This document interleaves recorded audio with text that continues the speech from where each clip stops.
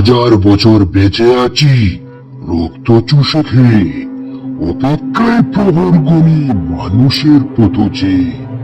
একটা যদি পাই, ধর্মঘপাত করে ঘাড় মোটকে রক্ত চুষে খাবো মজা করে। কেউ এদিকে আসছে মনে হচ্ছে। ওই তো পায়ের শব্দ শুনতে পাচ্ছি।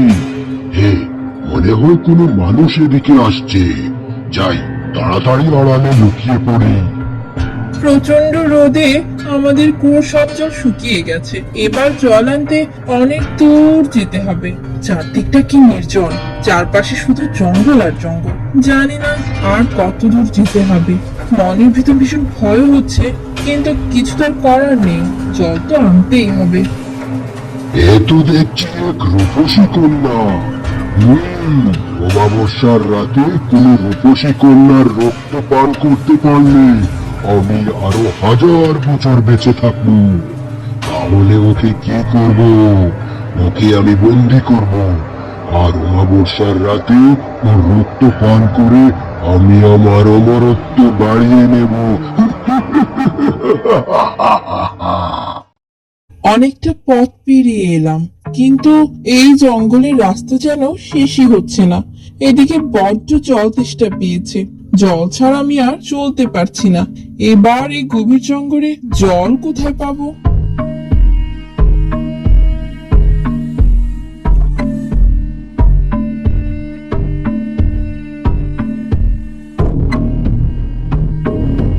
হ্যাঁ, ওই তো একটা কুড়ে ঘর দেখতে পাচ্ছি, কিন্তু এই গভীর জঙ্গলে ওই কুড়ে ঘরে কে থাকে? আমি যতদূর জানি এই জঙ্গলের ভিতরে কোনো মানুষ থাকে না। ঘরে কি কেউ আছেন? আমার বড্ড জল তেষ্টা পেয়েছে, আমাকে একটু জল খাওয়াতে পারবেন? শুনছেন? ঘরে কি কেউ আছেন?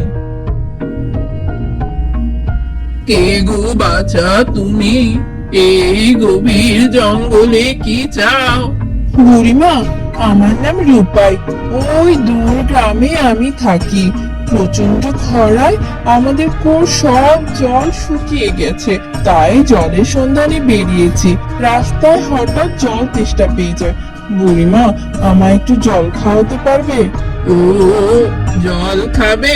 তুমি এখানে একটু দাঁড়াও বাচ্চা, আমি তোমার জন্য জল নিয়ে আসছি। বুড়িমা, আমি তো শুধু জল চেয়েছি, কিন্তু আপনি তো জলের সাথে একটা ফলও দিয়েছেন।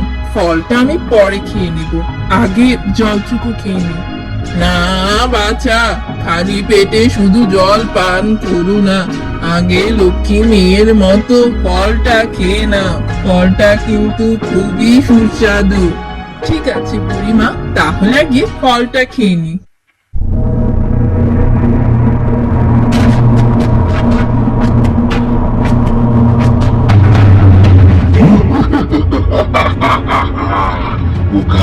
কোথাকার আমার পাতা ফাঁদে তুই পা দিয়েছিস।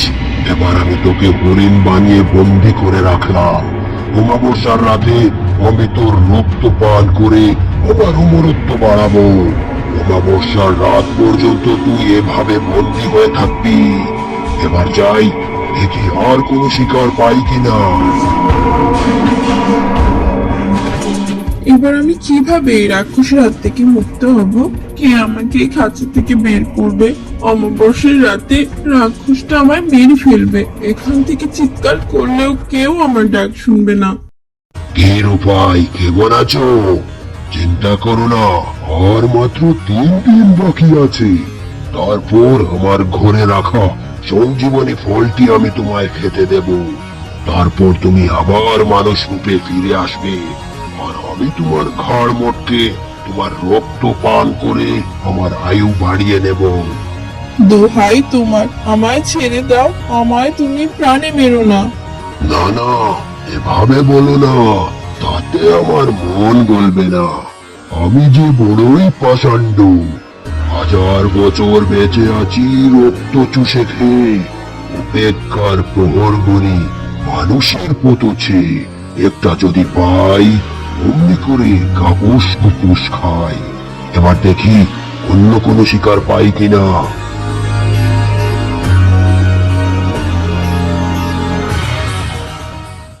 এবার আমি কি করব? এই রাক্ষসটা তো আমায় ছাড়বে না। চিৎকার করে দেখি কেউ আমার ডাক শুনে এগিয়ে আসে কিনা। কে কোথায় আছো? আমায় বাঁচাও, আমায় এখান থেকে মুক্ত করো, নইলে রাক্ষসটা আমায় মেরে ফেলবে। কে গো তুমি? আর তোমার এই অবস্থা কেন? তোমায় এভাবে কে আটকে রেখেছে? তোমায় আর কি বলবো, আমার নাম রূপাই, আমি মানুষের মেয়ে। এখানকার এক রাক্ষস আমায় হরিণ বানিয়ে আটকে রেখেছে। অমাবস্যার রাতে ওই রাক্ষসটা আমায় মেরে আমার রক্ত পান করে তার অমরত্ব বাড়াতে চায়। তোমায় মেরে ফেলবে এত সোজা? সেটা আমি কখনো হতে দেব না। তুমি আমায় এখান থেকে কিভাবে মুক্ত করবে? আর মাত্র 3 দিন সময় হাতে আছে। আর ওই রাক্ষসটা খুবই শক্তিশালী, ওর মনে কোনো দয়া মায়া নেই।